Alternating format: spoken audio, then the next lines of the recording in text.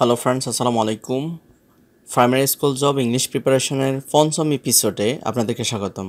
তো আজকে আমরা এই লেসনটাতে আইডেন্টিফিকেশন অফ কমন নাউন বিস্তারিত জানব এবং বিগত সালের প্রশ্ন আমরা ব্যাখ্যাসহ শেখার চেষ্টা করব। আর পাশাপাশি কমন নাউন কীভাবে আমরা ইজিলি আইডেন্টিফাই করতে পারি, আর কমন নাউনের মধ্যে এবং কালেকটিভ নাউনের মধ্যে এবং প্রপার নাউনের মধ্যে যে একটা ঝামেলা অনেক সময় লেগে যায়, সেগুলো আমরা ক্লিয়ার করার চেষ্টা করব। আশা করি সাথে পাবো সবাইকে। Let's begin the lesson. Common নাউনটা অ্যাকচুয়ালি কী? তো কালেকটিভ নাউন এবং কমন নাউন অনেক সময় মিলে যায়। তো সবসময় মনে রাখতে হবে যে কমন নাউন হচ্ছে কোনো ব্যক্তি, বস্তু, প্রাণীর একজাতীয় বোঝাবে, একজাতীয় কোনো জিনিস বোঝাবে। আর অধিকাংশ কমন নাউনের মেসকুলিন জেন্ডার হলে সেটা ফেমিনিন জেন্ডার হয়, ফেমিনিন জেন্ডার হলে মেসকুলিন জেন্ডার হয়, অর্থাৎ তার অপোজিট থাকে। একটা পার্ট আলোচনা করা হয়। যাই হোক, একটা জাতি বোঝায় এটা। যেমন স্টুডেন্ট, ঠিক আছে, ছাত্র বা ছাত্রী। বুক, এখানে যে কোনো এক ধরনের বই। যদি আমি লাইব্রেরি বলতাম তাহলে কিন্তু কালেকটিভ নাউন হতো। তো লাইব্রেরির মধ্যে বই থাকে, সে বইটা হচ্ছে কমন নাউন। কেন এখানে যদি আমি স্পেসিফিক করে বলতাম যে ইংলিশ বুক, তাহলে সেটা প্রপার নাউন হইতো।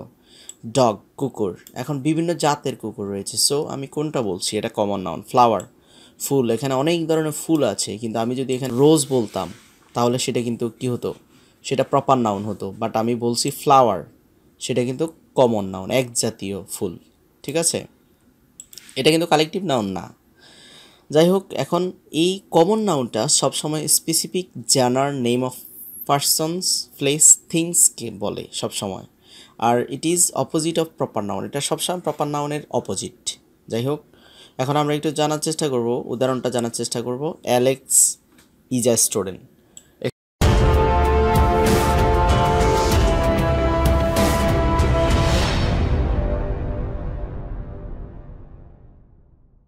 এখানে স্টুডেন্ট অ্যালেক্সকে ক্লাসিফাই করছে, ঠিক আছে, সে একটা শ্রেণীর মধ্যে আছে, সে ছাত্র।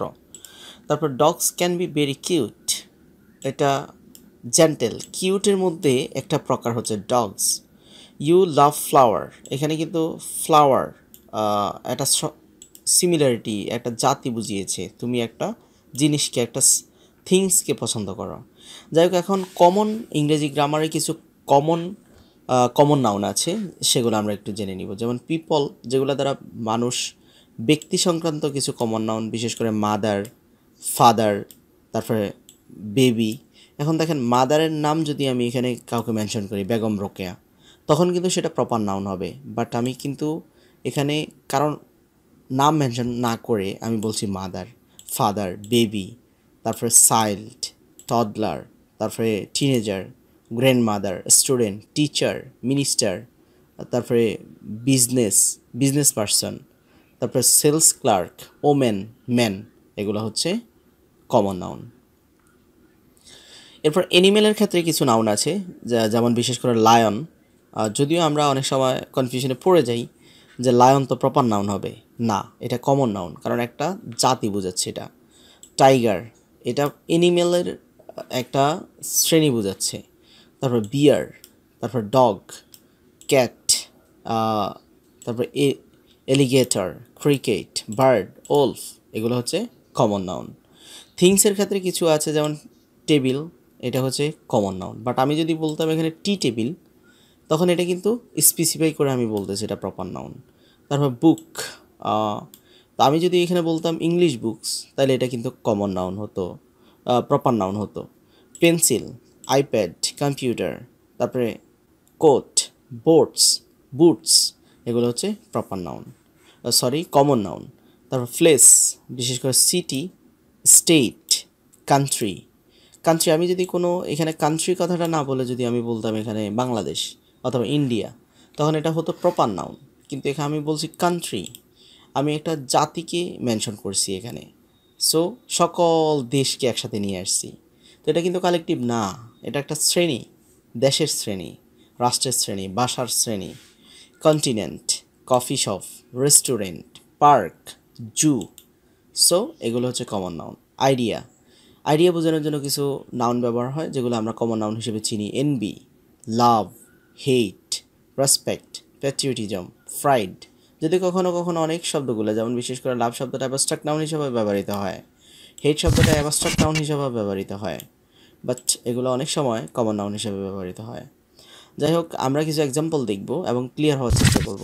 আর Alex is a wonderful flair, এখানে ফ্লেয়ার বলতে আমি যদি এখানে Alex is a wonderful flair না বলে, এখানে ওয়ান্ডারফুল ফ্লেয়ার না বলে অন্য কারোর সাথে কম্পেয়ার করতাম, সাকিব আল হাসান, তাহলে সেখানে ফ্লেয়ার না বলে যদি কোনো ব্যক্তিকে মেনশন করতাম, এটা প্রপার নাউন হইতো। সো এখানে আমি কোনো একটা ফ্লেয়ার বলতে এখানে আমি হয়তো কোনো ফুটবলারদেরকে বলতেছি অথবা কোনো ক্রিকেটারদেরকে মেনশন করতেছি। সো এটা হচ্ছে কমন নাউন। যেমন টিম আছে, এখানে Sydney Sixers is the team he plays for, এখানে টিম হচ্ছে অনেক সময় কমন নাউন হিসেবে টিম শব্দটা ব্যবহৃত হয়।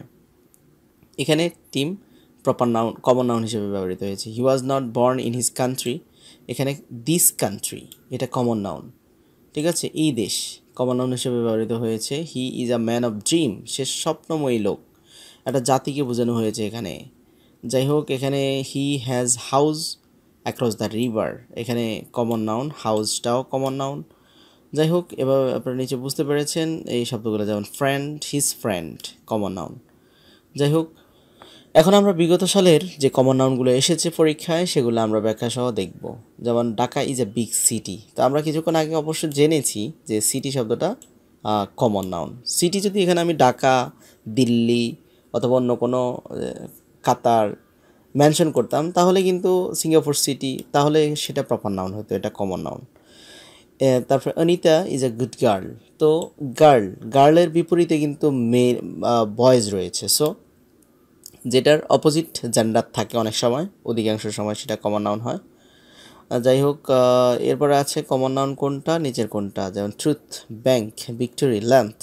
তো টিএস থাকলে অ্যাবস্ট্রাক্ট নাউন, ওয়াই থাকলে অ্যাবস্ট্রাক্ট নাউন, টিএস থাকলে অ্যাবস্ট্রাক্ট নাউন, তিনটেই অ্যাবস্ট্রাক্ট নাউন, তাহলে ব্যাংক হচ্ছে কমন নাউন। যাই হোক, তারপর আছে Anita is a good girl, যাই হোক এটা তো বললামই, এখানে গার্ল শব্দটা কমন নাউন। কোনটি কমন নাউন, নিচে কোনটি কমন নাউন, যেমন ফেব্রুয়ারি এটা মাসের নাম, সো এটা হচ্ছে প্রপার নাউন। জুট এটা প্রপার নাউন। ক্লাস এটা কালেকটিভ নাউন। মান্থ টিএইচ আছে, যদিও এটা অ্যাবস্ট্রাক্ট হওয়ার কথা, বাট এখানে এটা কমন নাউন হিসেবে ব্যবহৃত হয়। মান্থ বলতে এখানে এটা মূল শব্দ, এখানে কিন্তু সাফিক্স বা প্রিফিক্স যোগ হয় নাই। সো এটা হচ্ছে কি কমন নাউন।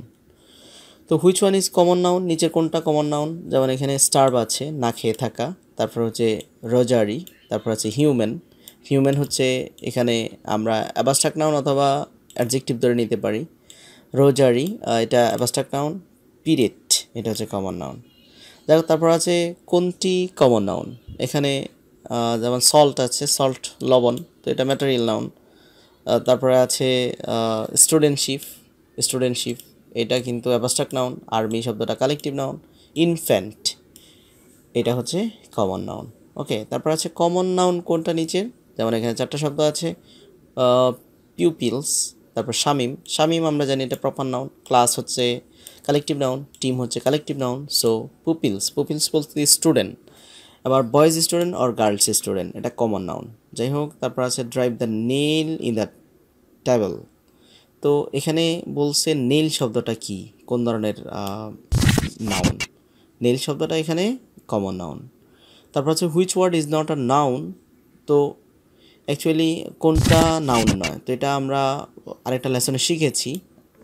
যাই হোক, আজকে পর্যন্ত আপনারা নিশ্চয় দেখতে পাচ্ছেন যে ফার্স্ট অফ স্পিচ থেকে অনেকগুলো প্রশ্ন আসে আপনাদের প্রাইমারি জব পরীক্ষায়।